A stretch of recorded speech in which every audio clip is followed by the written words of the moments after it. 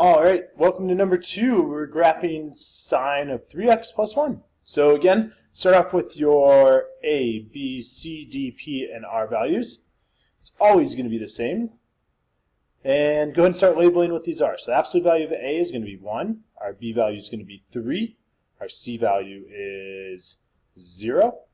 Our d value this time is 1. And our p value is going to be 2 pi over the absolute value of b. And so 2 pi over the absolute value of b is 2 pi over 3. And then our range is going to be 1 minus 1, which is 0, and 1 plus 1, which is 2. Okay, so after we've figured all of our a, b, c, d, p, and r values, we're going to do our sacrificial x-axis to find the critical values. And so we're going to start at 0, and we go all the way to the end of our period, which is 2 pi thirds. And then we take half of 2 pi thirds, you get 2 pi 6. And I'm not going to reduce anything until the very end. The quickest way to cut these things in half is to just think about multiplying by 1/2. So the numerator never changes, but the denominator always gets multiplied by 2.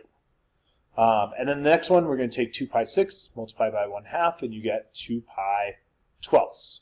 Now from here, because it's easier to work with reduced fractions, I'm going to reduce this fraction right here to 2 pi 12ths.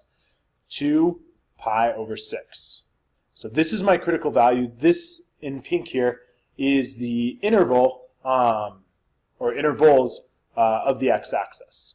So now it's time to plot.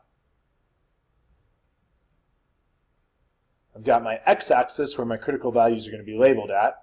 I've got my minimum, which happens to be the x-axis also, of 0. I've got my sinusoidal axis of 1, and I've got my maximum being 2. Alright, the next thing that I like to do is I like to just quickly, for my sinusoidal axis, if it's not the x-axis already, I'll just do a quick little dashed line. This shows kind of where I'm going to put my axis points on my graph. Then I'm going to go through and I'm going to start labeling my critical values. So I start at 0 and I'm adding pi 6. So I get pi 6, 2 pi 6, 3 pi 6, 4 pi 6, 5 pi 6, 6 pi 6, 7 pi 6, we'll just go a little bit more here, 8 pi 6. So in the homework it asks for 2 critical values, which is starting with 0, it's actually just 10 intervals, or 10 little marks here. So 1, 2, 3, 4, 5, 6, 7, 8, 9, we could probably do one more. 9 pi 6, there's 10. Okay, now we look at what function we're doing, sine. And we know sine to be our good friend Sahala. And so we start at the axis point, and which is not right there, which is right here on the sinusoidal axis. So we start here at 1, and then we go high at pi 6, axis point at 2 pi 6, low point at 3 pi 6. Then follow that pattern again. Axis high, axis low, axis, and then you can keep going again, high if you want. Connect these points.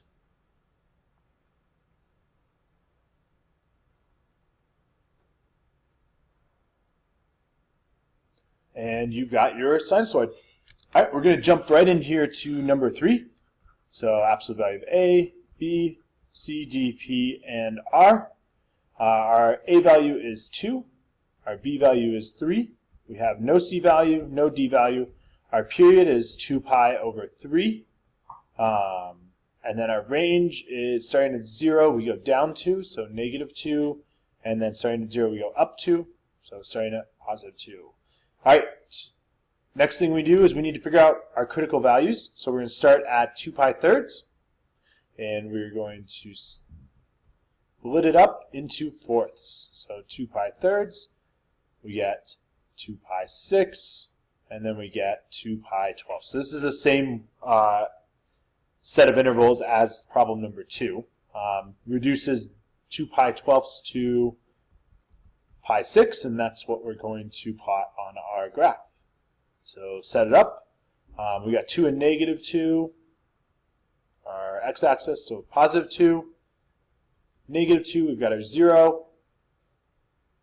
And then we are adding pi 6. So 1 pi 6, 2 pi 6, 3 pi 6, 4 pi 6, 5 pi 6, 6 pi 6, 7 pi 6, and 8 pi 6. And then from here, we're going to graph cosine. So remember, cosine is our friend Chala.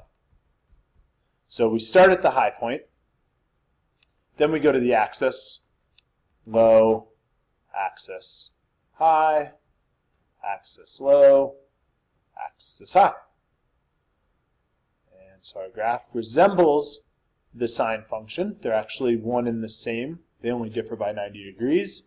But again, when we are starting with cosine, we are always starting at the high point based on our critical values.